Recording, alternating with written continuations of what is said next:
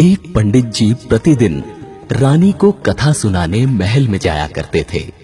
कथा के अंत में प्रतिदिन कहते कि राम सुमर ले तो बंधन छूटे। कई दिन कथा सुनने के पश्चात एक दिन पिंजरे में बंद तोता बोला, यूं मत कहो रे पंडित झूठे। उस समय तो पंडित जी मन मसोस कर रह गए और चुपचाप चले गए। परंतु अब तोता प्रतिदिन पंडित को झूठे कहकर संबोधित करने लगा। पंडित जी को मन में क्रोध आता कि ये सब क्या सोचेंगे, रानी क्या सोचेगी। परेशान होकर पंडित जी अपने गुरु के पास गए। गुरु जी को सब हाल बताया। गुरु जी अगले दिन पंडित के साथ स्वयं कथा करने गए और एकांत में तोते के पास जाकर पूछा, तुम पंडित को झूठा क्यों कहते हो? तोते ने कहा, मैं पहले खुले आकाश में उड़ता था।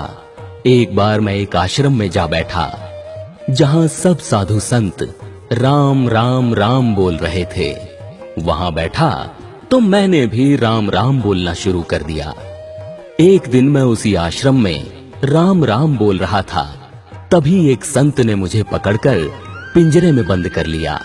फिर मुझे 2-4 श्लोक सिखाए। आश्रम में एक सेठ ने संत को भारी दान दक्षिणा दी।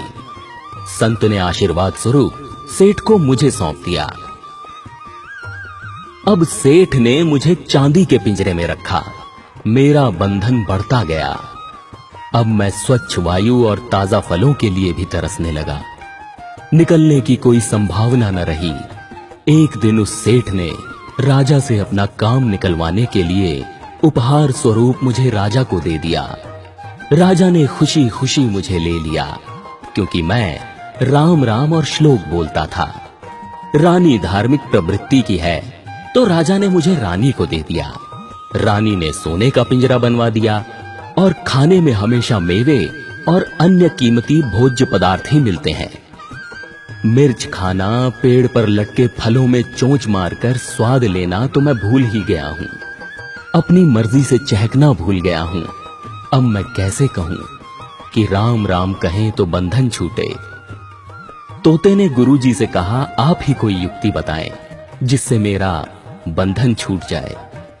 गुरुजी बोले, आज तुम खाकर थोड़ी देर बाद चुपचाप पड़ जाओ, हिलना भी नहीं। हिलाया जाए तो भी मरणासन्न अवस्था में पड़े रहना। तोते ने ऐसा ही किया। रानी ने पिंजरा खोलकर खूब हिलाया डुलाया। थोड़ी देर बाद रानी ने सेवकों से कहा, ये तोता मर गया है, इसे बाग में गड्ढा खोदकर दबा दो। जैसे ही तोते को लेकर सेवक बाग में पहुंचे, तोता फुर्र से उड़ गया। तोता पिंजरे से निकलकर आकाश में उड़ते हुए बोलने लगा, गुरु मिले तो बंधन छूटे। इस कहानी से हमें सीख मिलती है कि शास्त्र कितना भी पढ़ लो, कितना भी जाप कर लो, लेकिन सच्चे गुरु जब तक रास्ता न बताएं, तब तक मुक्ति पाना संभव नहीं है।